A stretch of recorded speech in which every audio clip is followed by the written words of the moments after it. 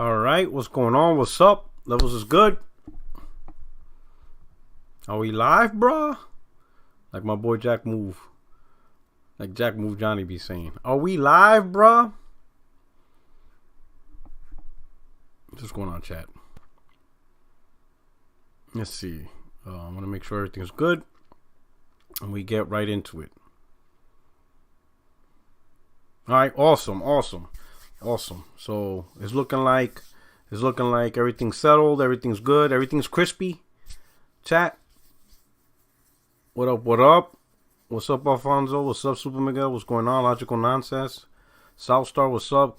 Cobra Sensei. All right, cool. Everything's being loaded. All right. So this is an unplanned live stream. I was originally gonna do this as a hot take, and just upload a video. But a couple of things were holding me back. There were certain things I had to take care of, and believe it or not, setting up for a live stream is a little bit faster than recording a video. Getting it right, because at least I could just free flow the conversation, vice trying to talk specifically. It's just a little bit faster, right? So I could be able to knock this out. This is not going to be a long live stream. This is primarily just to have the conversation and post the content on the channel. So I'm going to make it quick, but if you are tuning in live, we got Mr. Jinx, Garuda Legend, Lay, Harry Johnson. I still appreciate you guys, taking the time to tune in live. I hope you enjoy the comment I'm about to say, but it needs to be said. So this is kind of like a hot take, right? But doing it live is a little bit faster and gets to my point, and then maybe I could address or maybe catch a comment or two from the live audience. But while you guys are here in the room, if you don't mind, hit the like button. I'll truly appreciate it. If you're new to the channel and you're watching, if you're watching this as a recorded production podcast, whatever, hit the like button. I hope you stick around, subscribe, so you could tune into more content.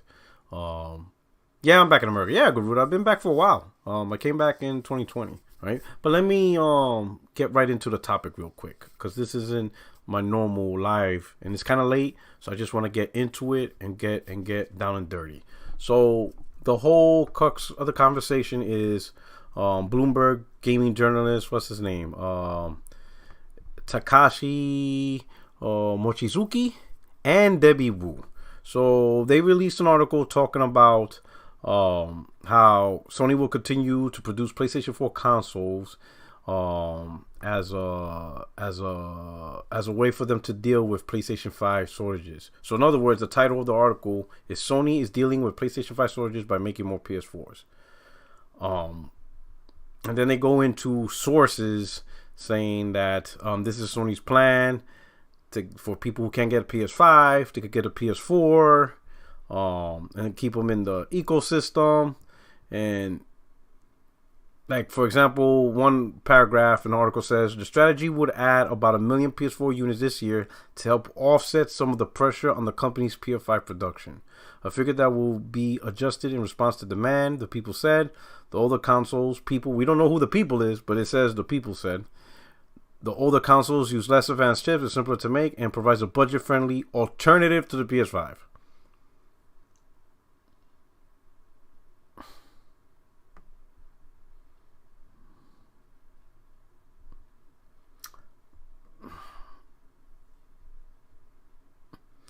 This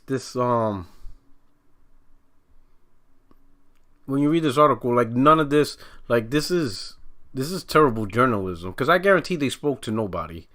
They didn't spoke to anybody about this. This is all 100% fabricated and made up, because it doesn't even make sense. How does a PlayStation 4 compensate for lack of availability of PlayStation 5? For one, the PlayStation 4 is the PlayStation 4. It's sold, I think, at this point over 116 million, right? So let's start with the logical let's see what's the logic behind saying, and even creating a lie or whatever you want to call this article, right? You have the PlayStation 5, which is the next generation platform for PlayStation, right? And supposedly selling more PS4s will offset or whatever due to a lack of availability of PlayStation 5s. How? The PlayStation 4 came out in 2013, right?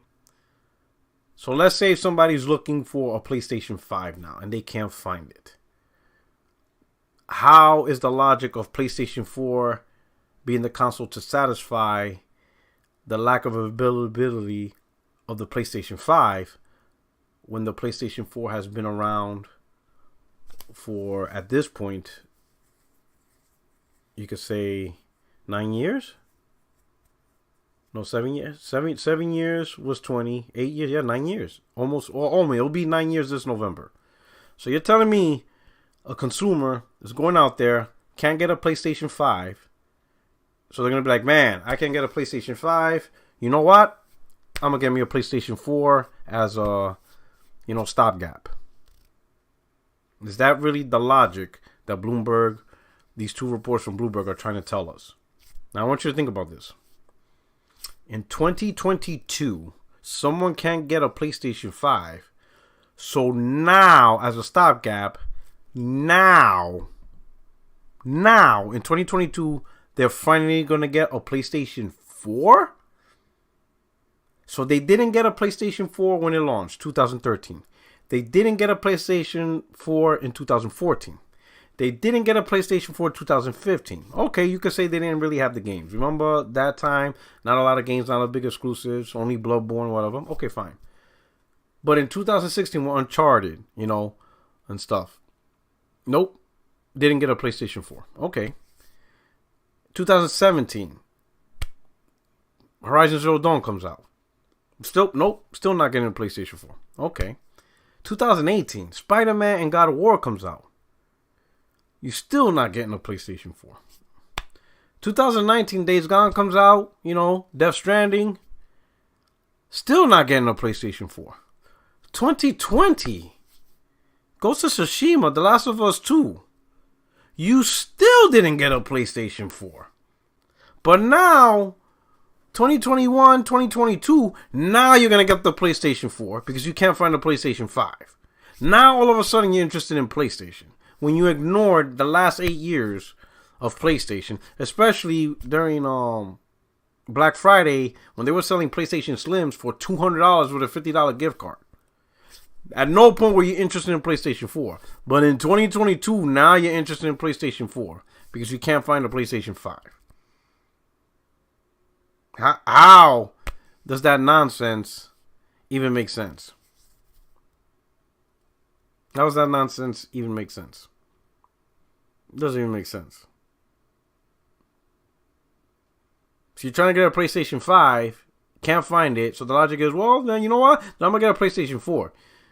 Who are you? Like, who is this consumer? Like, who is this consumer that wants a PlayStation 5 badly, but because they can't get it, they're finally going to play PlayStation 4?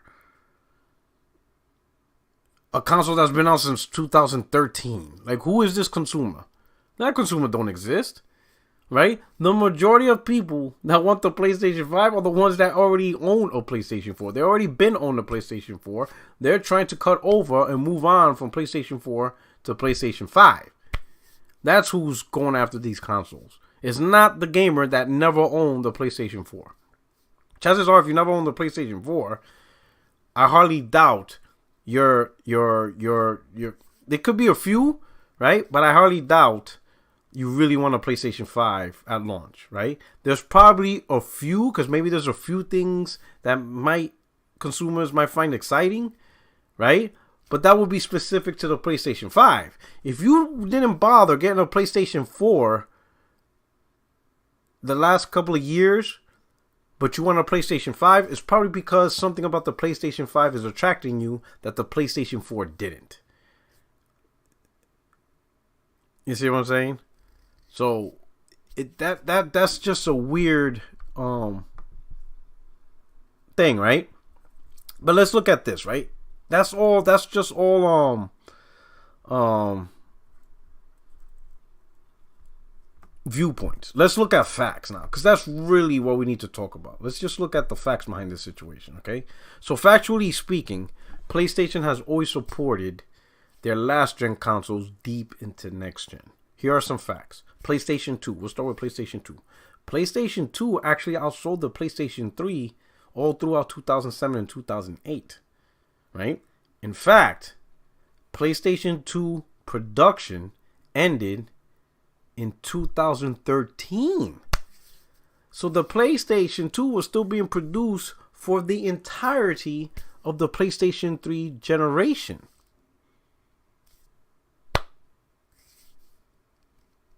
And I think it ended right before the PlayStation 4 launch. So like early or mid 2013 is when they finally said, hey, we're done producing PlayStation 2s. 2013. PlayStation 2 was still being produced and sold all throughout PlayStation 3's lifetime. Now, speaking of PlayStation 3, PlayStation 3 ended production in early 2017. I want you to think about that. In 2016, Sony manufactured and launched the PlayStation 4 Slim, the PlayStation 4 Pro mid-gen refresh, and PSVR. And while they were launching all this stuff, selling it, they were still producing PlayStation 3s. They were still selling PlayStation 3s right along with PSVR, PlayStation 4 Pro mid-gen refresh, and the PS4 Slim, which replaced the PS4 Vanilla. So, when they were selling the PlayStation 2 all the way up to 2013, was it because not enough PlayStation 3s were being made? When they were selling the PlayStation 3 all the way up to 2017, was it because there was not enough PlayStation 4s available? No.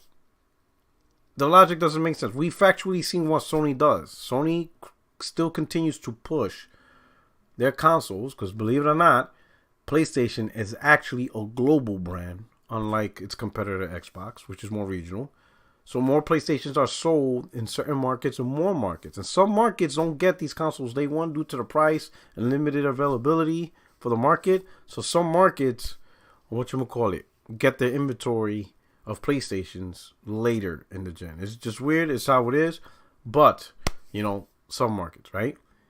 Then you got more or less like the third world countries that started getting into PlayStation 4s and stuff like that. There's still a market for the PlayStation 4s all around the world. They're hitting markets that normally don't get day one PS5 or whatever, right? So you still have a small market, right? On Twitter, you have a lot of people that don't really know gaming. They don't understand, or they don't really know about gaming information. You would think these journalists, Bloomberg, or any journalist really, has the knowledge to make sense, to make most of this stuff make sense. But the issue is they don't. All right. What I mean by that is you would think the gaming journalists would be more knowledgeable and be able to tell the audience, be like, hey, Sony always does this. This is the historical information of PlayStation. Has been Sony's modus operandi that they constantly support the current gen with last gen consoles, right? They always have done that. But no, of course not. This is just another example of bad reporting. And I think it's just an example of the media, for whatever reason, which is weird, they're trying to create a scenario where PlayStation is in a bad place and Xbox is in a great place. But the consumer is not falling for it. Because if you look at the consumer pulse and what people are going out and trying to buy, they're mostly trying to buy PlayStation and not Xbox. But the media is doing their damnedest to create a narrative which isn't working. It's just weird what's going on, right? And with people calling themselves journalists, well, journalism, I would think that these journalists would have a level of ability to do research, right? And actually provide information based on facts. It's not new. What Sony's doing is not new. It's pretty common on how they handle things with their consoles. But they act like this is new, or it's just pretty weird to see this. So once again, Bloomberg, gaming journalism is just pretty bad. Especially when it comes to PlayStation. It's very lackluster, and I don't understand why. I don't understand what's going on behind the scenes that this is driving. I don't know if it drives. I don't know if negative news about PlayStation is a driving force for clicks, and that's what drives in revenue. I don't really understand, right? But again, some gamers who really don't have the knowledge background think that the attempt to sell 1 million more PS4s is the driving force to keep pushing cross-gen gaming. And that's a weird logic in itself, because I'm like, okay, so the next million PlayStation 4 sales is the driving force to think that Sony's going to continue to do cross-gen gaming, even though there's already an established 116 million PS4 sales. Like, what's another million sales compared to the 116 million that PlayStation 4 has already done? Like, 1 million sales on PlayStation 4 is a drop in a bucket, right? And that's 1 million sales over the course of the year for PlayStation 4. PlayStation 5 is going to sell more than 1 million consoles over the course of the year.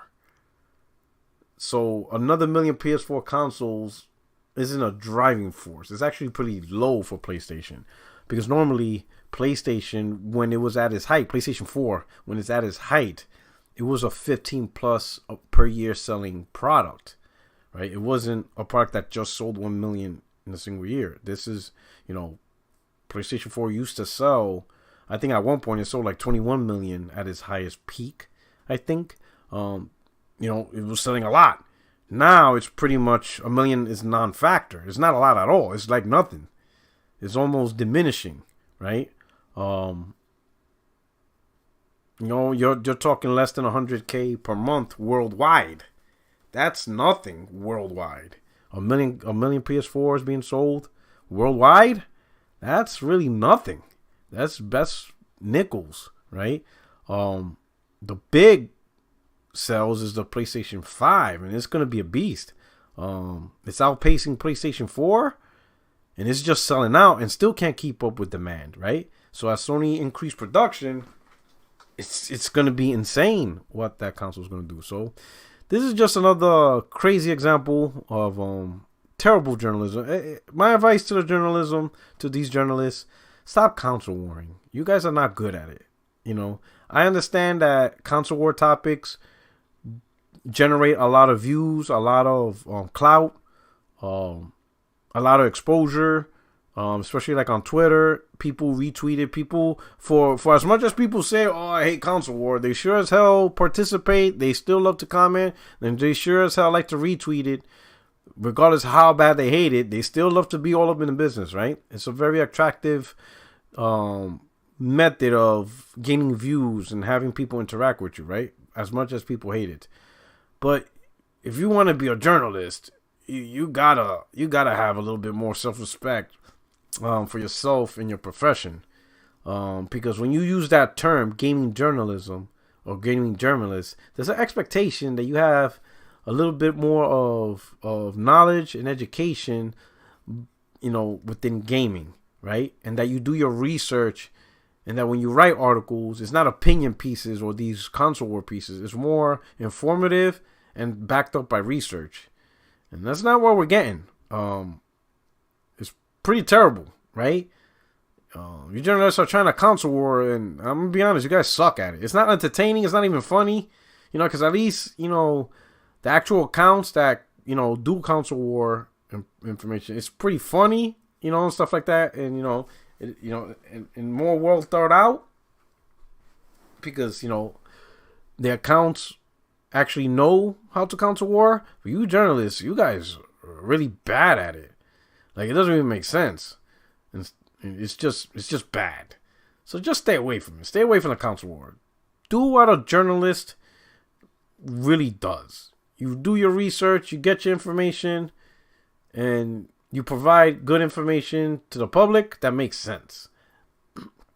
This right here is one of many things that just doesn't make sense, you know. But hey, if it's all about the views and clicks and monies, I mean, it is. That's the world we work in, right? If you gotta make $1, you gotta make $1. That's all it is. But anyway, that's what I wanted to talk about. I hope you guys enjoyed the topic. Like I said, it wasn't gonna be long. It's just something I wanted to do quickly, and this was a lot faster than a hot take. But anyway, go into the, when you get the chance, go into the comment section. Let me know what you think about this, right? At this point, is Bloomberg a lost cause? Bloomberg gaming journalism, is it pretty much a lost cause, at least for PlayStation? Like, is this what we're only gonna expect? It's just pretty much gaming journalists trying to counsel war, and yet they're terrible at it. Like, they're really abysmal at it.